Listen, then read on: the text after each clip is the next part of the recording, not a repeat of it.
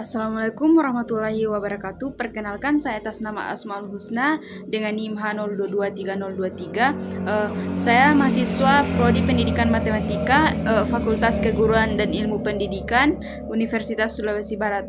Nah, di sini saya akan melakukan beberapa uji, yaitu uji validitas, uji reliabilitas, yang ketiga yaitu uji tingkat kesukaran, dan yang terakhir yaitu uji daya pembeda. Nah, saya melakukan uji-uji ini untuk memenuhi tugas akhir semester saya di mata kuliah asesmen dan pembelajaran matematika. Baik, langsung saja kita masuk ke uji yang pertama. Baik, di sini saya akan melakukan uji analisis data, yaitu uji validitas.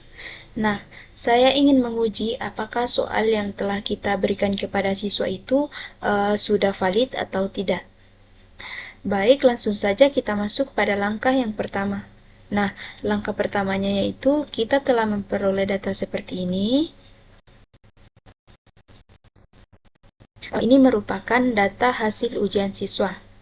Nah, selanjutnya kita menjumlahkan semua data-data ini sampai akhir, yaitu 25 siswa. Nah, caranya yaitu kita menggunakan rumus sama dengan sum, kemudian kita buka kurung, kemudian kita blok dari sini sampai sini, kemudian kita tutup kurung, kemudian kita enter. Nah, agar kita tidak menjumlahkannya satu persatu lagi, kita blok saja terus sampai ke 25 siswa.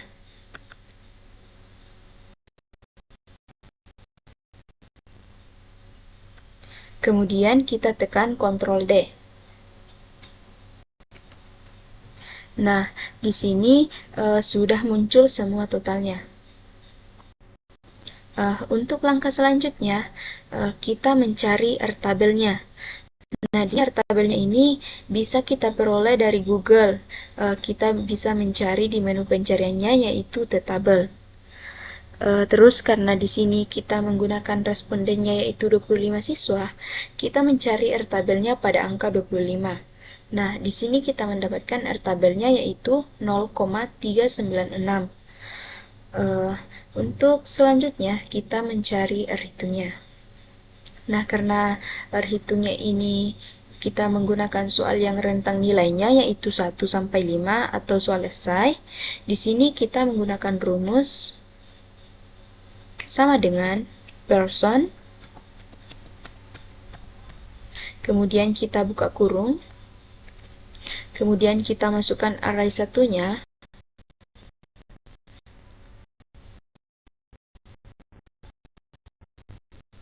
kemudian kita koma, dan masukkan array 2-nya.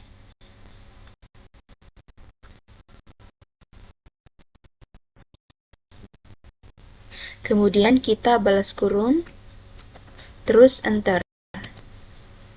Baik, karena hitungnya kita sudah dapatkan semua,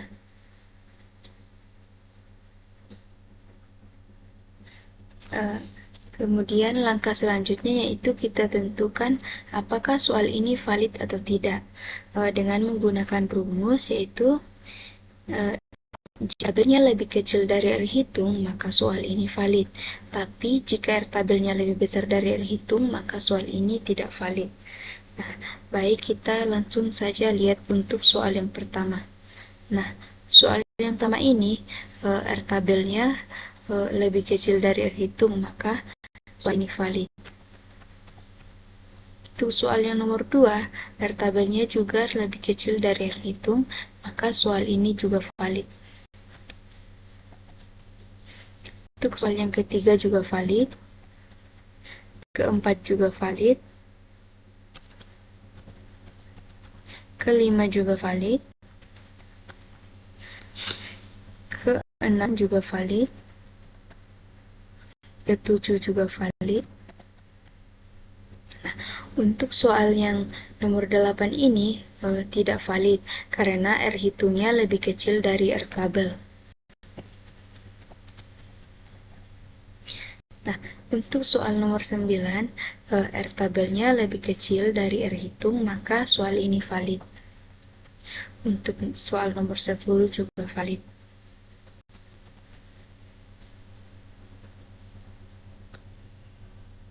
Nah, di sini kita tinggal menentukan jumlah validnya. Di sini jumlah soal yang valid itu sebanyak 9 soal. Baik, itulah tadi hasil pemaparan cara menganalisis data, yaitu analisis data uji validitas. Baik, saya akan melanjutkan uji analisis data tadi, yaitu uji validitas. Nah, sekarang saya akan melakukan uji reliabilitas. Nah, yang dimana uji reliabilitas ini dilakukan untuk mengetahui apakah setiap butir soal yang kita buat sudah reliabel atau bisa juga dikatakan sebagai stabil. Baik, langsung saja kita ke caranya. Nah, data yang kita gunakan itu data yang kita gunakan tadi pas kita menguji validitasnya. Sekarang kita melakukan uji reliabilitasnya itu di SPSS. Oke, baik. Pertama-tama kita memasuki SPSS-nya dulu. Langkah pertama yang kita lakukan yaitu membuat variabel view-nya dulu dengan nama, misalnya kita masukkan soal 1. Soal 1. Kemudian kita enter. Baik, karena di sini kita telah membuat variabel name-nya, yaitu dengan kita memasukkan data soal 1 sampai 10 yang kita buat tadi dengan jumlah hasil nilai siswanya. Nah, di sini kita lakukan ubah measure-nya, kita ubah menjadi nominal saja. Kita ubah semua menjadi nominal kecuali jumlahnya. Jumlahnya itu kita scale saja. Oke, baik, kita kembali ke data view-nya. Nah, sekarang kita memasukkan data tadi yang ada di Microsoft Excel.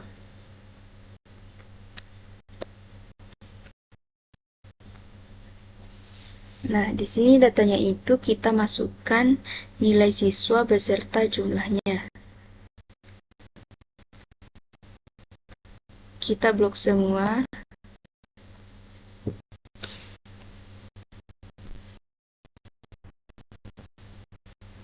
Terus kita tekan Ctrl C. Kemudian kita tempelkan ke SPSS dengan menggunakan Ctrl V. Nah, di sini datanya sudah terisi semua. Kemudian langkah selanjutnya kita akan menguji reliabilitasnya.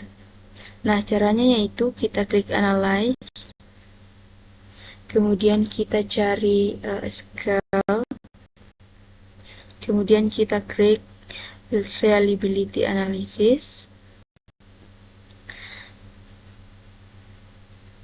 kemudian kita masukkan semua butir-butir soalnya ke dalam items. Kita Ctrl A, kemudian kita tekan Ctrl tahan, kemudian klik jumlah, kemudian kita memasukkan butir-butir soal ini ke dalam items.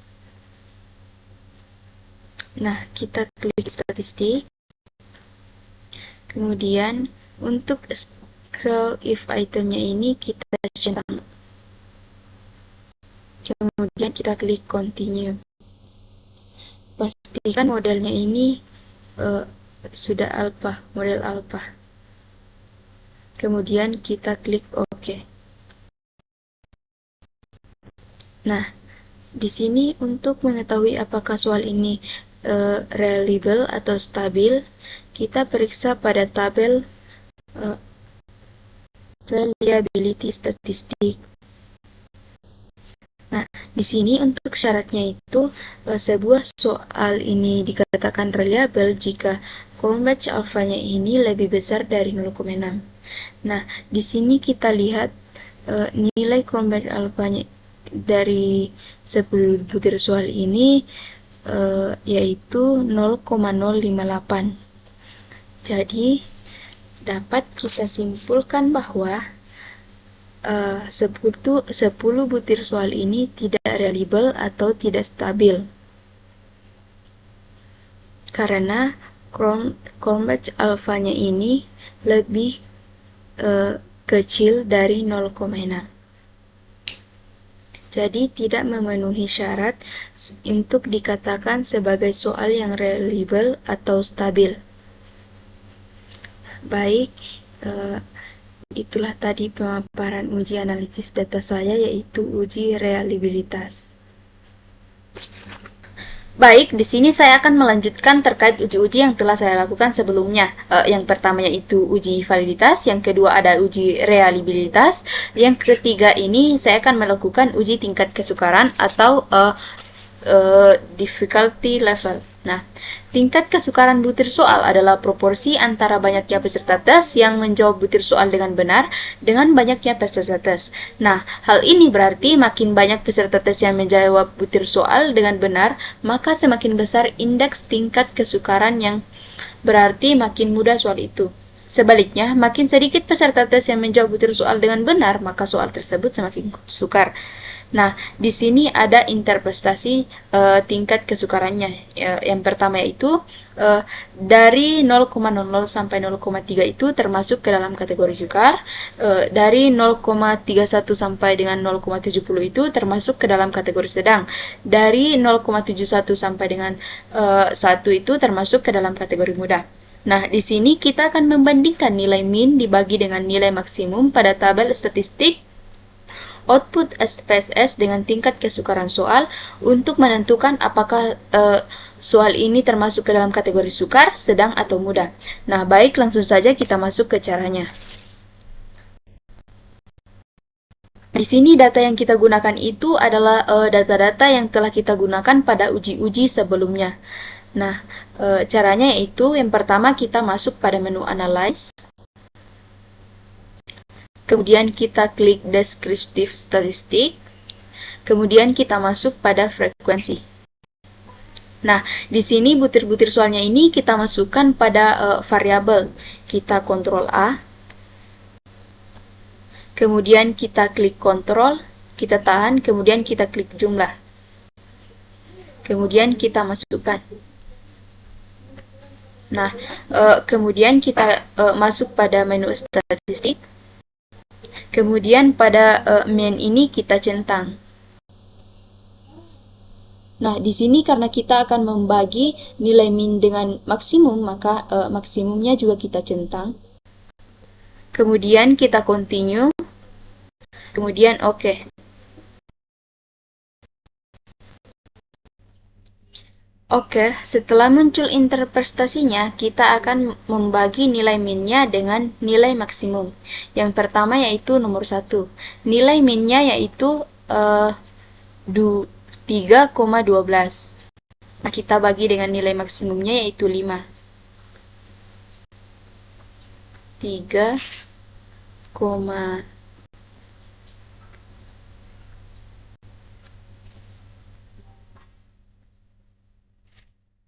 Nah, di sini nilainya yaitu 0,62, di mana tingkatan 0,62 ini termasuk ke dalam kategori sedang. Selanjutnya yaitu soal yang kedua. Nilai min soal yang kedua ini adalah 2,96.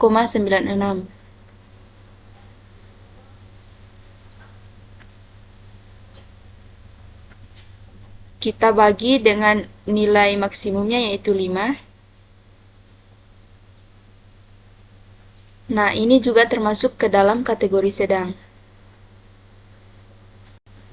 Selanjutnya untuk soal yang ketiga, nilai minnya yaitu 3,16.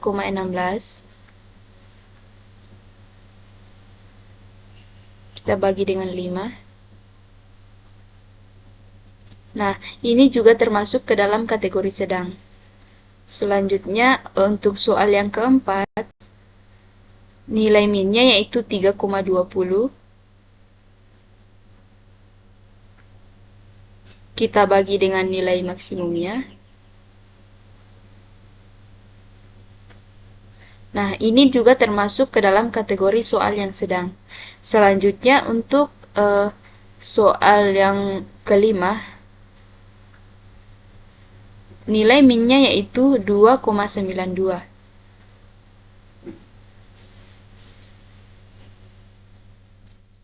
Kita bagi dengan nilai maksimumnya. Nah, ini juga termasuk ke dalam kategori soal yang sedang. Nah, selanjutnya untuk soal yang nomor 6, nilai minnya yaitu 3,52. Kita bagi dengan nilai maksimumnya. Nah, ini juga termasuk ke dalam kategori soal yang sedang. Nah, selanjutnya untuk soal nomor 7,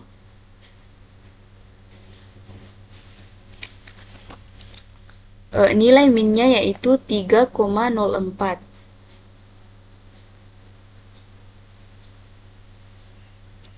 Kita bagi dengan nilai maksimumnya. Ini juga termasuk ke dalam kategori soal yang sedang. Nah, selanjutnya untuk soal yang ke-8, nilai minnya yaitu 3,52. Kita bagi dengan nilai maksimumnya. Nah, ini juga termasuk ke dalam kategori soal yang sedang. Selanjutnya untuk soal yang nomor 9 itu nilai minnya yaitu 3,04.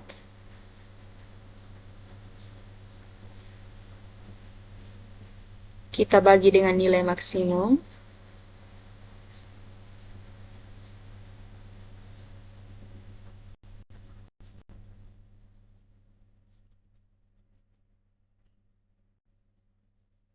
Nah, ini juga termasuk ke dalam kategori soal yang sedang.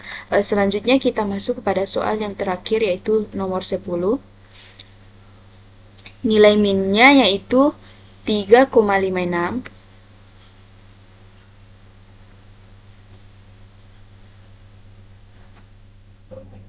Kita bagi dengan nilai maksimumnya.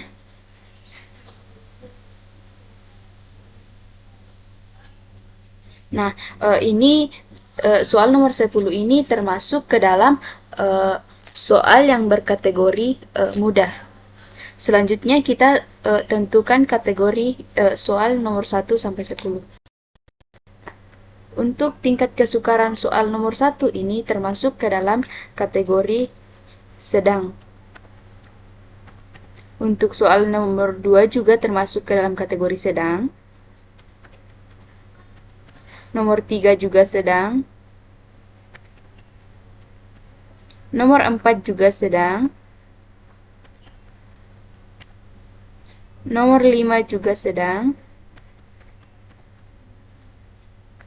Nomor 6 juga sedang. Nomor 7 juga sedang. Nomor 8 juga sedang. Nomor 9 juga sedang.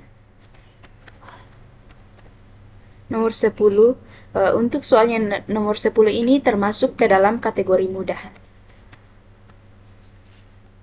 Baik, itulah tadi hasil dari pemaparan saya terkait metode uji tingkat kesukaran. Baik, di sini saya akan melanjutkan uji-uji yang telah saya lakukan sebelumnya. Yang pertama itu ada uji validitas, yang kedua ada uji reliabilitas, dan yang ketiga ada uji tingkat kesukaran, dan yang terakhir ini yang akan saya lakukan yaitu uji daya pembeda. Nah, adapun rumus dari uji daya pembeda ini yaitu rata-rata kelompok atas dikurangi dengan rata-rata kelompok bawah, kemudian kita bagi dengan skor maksimum. Nah, adapun kriteria dari pembeda ini, yaitu 0,40 atau lebih termasuk ke dalam kategori sangat baik, 0,30 sampai dengan 0,39 ini termasuk ke dalam kategori baik, 0,20 sampai dengan 0,29 termasuk ke dalam kategori cukup atau perlu perbaikan. Untuk 0,19 ke bawah termasuk ke dalam kategori kurang baik atau soal ini perlu dibuang. Nah, tujuan kita melakukan uji daya pembeda ini yaitu untuk mengetahui apakah soal ini layak digunakan, sangat baik, baik, cukup, atau soal ini tidak layak untuk digunakan. Nah, baik, langsung saja kita masuk pada caranya, yaitu yang pertama kita kelompokkan dulu data-data kelompok atas dengan data-data kelompok bawah. Itu cara yang pertama kita blok dulu dari sini sampai 25 siswa.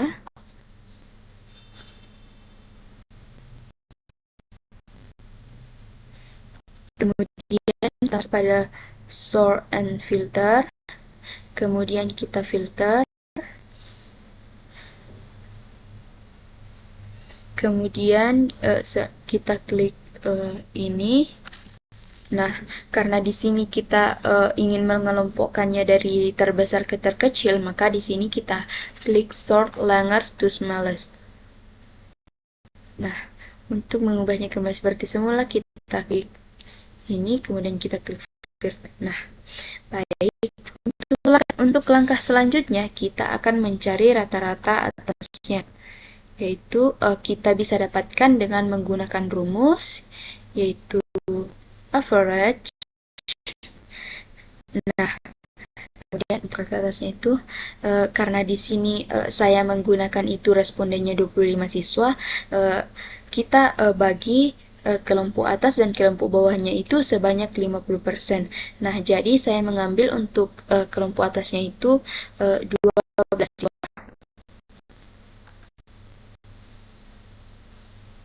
Nah, kemudian kita enter.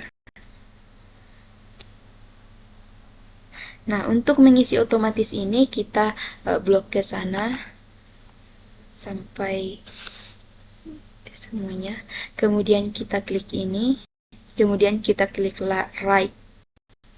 Nah, selanjutnya kita mencari rata-rata kelompok bawahnya. Nah, seperti tadi kita juga menggunakan rumus yaitu average.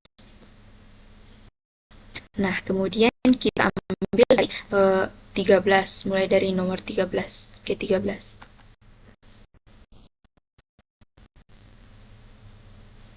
Kemudian kita enter. Nah, untuk mengisi otomatisnya itu seperti tadi.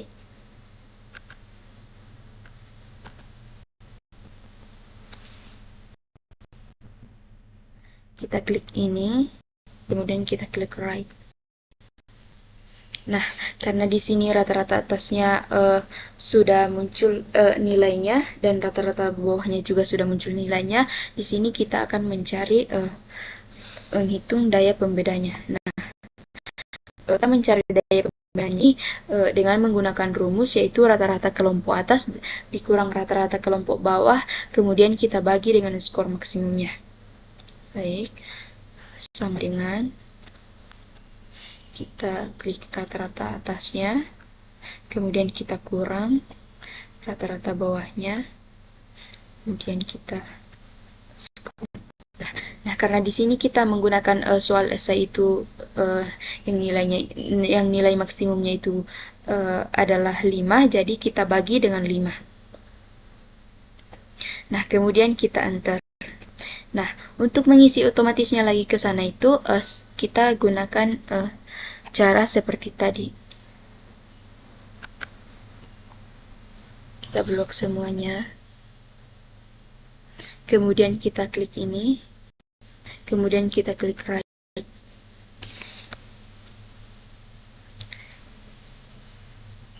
Nah, karena nilai daya pembedanya ini sudah keluar, di sini kita menentukan apakah sekarang kita menentukan ini kriterianya, apakah soal-soal ini sangat baik, baik, cukup, atau kurang baik. Nah, untuk soal yang pertama ini termasuk ke dalam kategori yang cukup karena nilainya yaitu 0,21. Untuk soal yang kedua ini juga termasuk ke dalam kategori cukup. Untuk soal yang ketiga ini nilainya yaitu 0,38, jadi termasuk ke dalam kategori baik. Untuk soal yang nomor 4 ini nilainya yaitu 0,05, jadi termasuk ke dalam kategori yang kurang baik.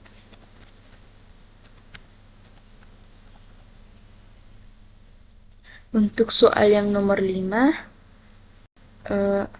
nilainya yaitu 0,19, jadi termasuk ke dalam kategori kurang baik.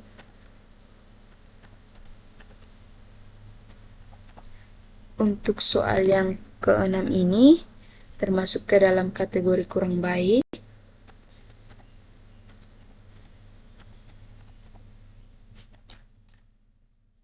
Untuk soal yang nomor 7 ini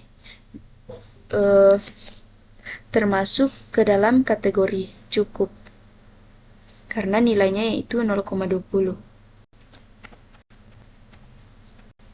Untuk soal yang ke-8 ini termasuk ke dalam kategori kurang baik. Untuk soal ke-9 ini juga termasuk ke dalam kategori kurang baik.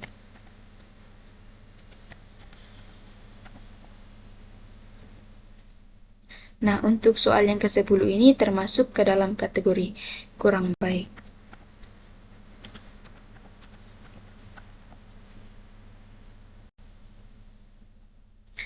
Nah, baik. Jadi, dapat kita simpulkan bahwa soal yang cukup itu sebanyak hanya ada 3 soal yang termasuk ke dalam kategori cukup, dan yang termasuk ke dalam kategori baik itu hanya ada 1 soal, dan untuk termasuk dalam kategori kurang baik sebanyak 6 soal. Baik, itulah tadi hasil pemaparan dari uji data saya, yaitu uji tingkat daya pembeda. Baik, itulah tadi hasil pemaparan uji-uji yang telah saya lakukan. Lebih dan kurangnya mohon dimaafkan. Saya akhiri. Wassalamualaikum warahmatullahi wabarakatuh.